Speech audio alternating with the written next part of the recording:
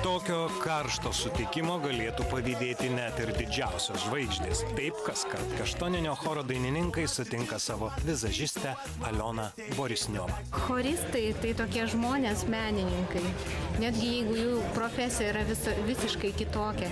Nėra jokių reikalavimų, nėra jokių pretenzijų, yra labai graži draugystė, labai gražus bendradarbiavimas, yra komandinis darbas, tas man labiausiai ir patinka.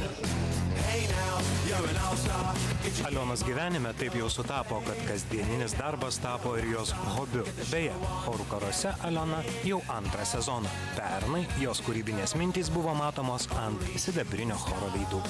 Šitas choras Kaštoninis, tai yra choras labai stilingas. Kiekviena daina yra stilizuota, nėra kažkokio vieno įvaizdžio, visos dainos skirtingos, visos dainos parinktos pagal dainos emociją, charakterį. Aliona šventai tiki, kad grožis išgelbės pasaulį. Jos ir sostinės floristų projektas Gėlės šiandien keliauja po šalies ligoninės. Nuotraukos, kuriuose daug šilumos ir tik pozityvios energijos, Alionos tvirtų įsitikinimų sustiprina ir suteikia jėgų sunkias ligas išgyvenantiems žmonėms.